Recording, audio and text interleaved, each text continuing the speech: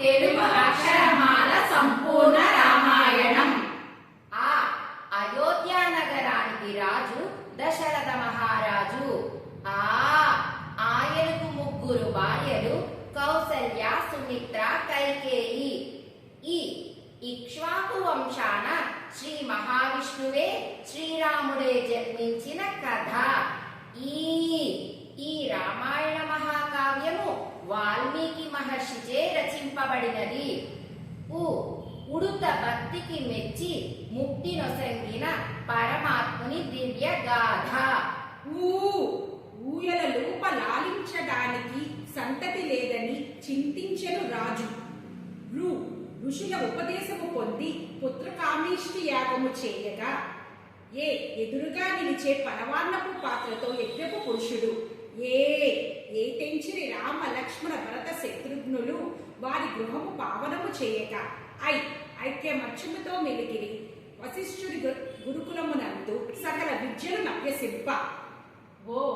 ఒకనాడు విశ్వామిత్రుడు యాగరక్షణకై శ్రీరాముని పంపమని కోరగా ఓరిమితో రాజు రామునికి బదులుగా నేను యాగరక్షణకు వచ్చేదనగా అవునన్మని వశిష్ఠుని ఆదేశంతో లక్ష్మణుని అన్నకు తోడుగా పంపుతూ అంతఃపురము నుండి వీడ్కోలు పలికి దిగులు చెందుతూ ఉన్న మహారాజును ఆహా ఎనుచు ఋషులు మెచ్చగా కళ్యాణరాముడై వచ్చునని ఓదార్చి కులగురువు.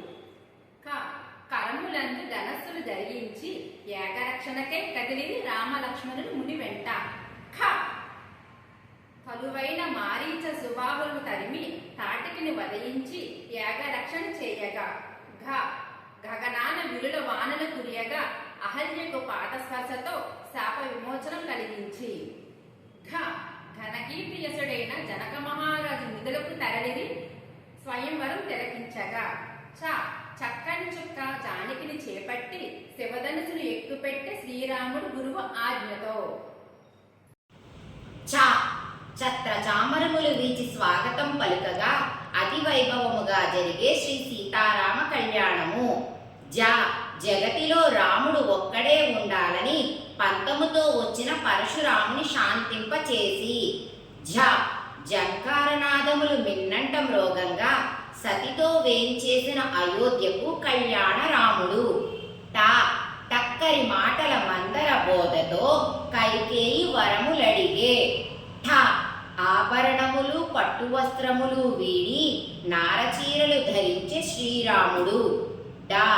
అప్పుడు సీతారామ లక్ష్మణులు వెంటరాగా గుహుడు నది దాటించగా రాజ్యము వీడి పంచవటిని చేరి పర్ణశాలను నివసించే కోదండ రాముడు. తరువులు లతలు సుగంధ వాసనలు వెదర్జల్లుచుండగా దశరథ నందుడు సీతా సమేతుడై విహరించుచుండగా అందమైన ఆజానుబాహుడైన శ్రీరాముడు, అందాల రాశి సీతమ్మను, ధనుద్ధారి అయిన లక్ష్మణును తిలకించే శూర్పణఖ చెట్టు చాటు నుండి శ్రీరాముని వలచి సీతమ్మను బెదిరింప ముక్కు చెవులు కోసి పరాభవించే సౌమిత్రుడు. అప్పుడు శూర్పణఖ కోపావేశాలు ఫలముగా దశకంఠుడు అపహరించే సీతమ్మను మాయ చేసి అబల ఆర్తనాదము విని అడ్డుపడిన జటాయువు రెక్కలు విరిచి రావణుడు భయంకర అరణ్యములు దాటి సీతను వెతుకుచూ వచ్చిన రామలక్ష్మణులు మరణించిన జటాయువుకు ప్రణమిల్లి చేరిరి ఋష్యమూక పర్వతము.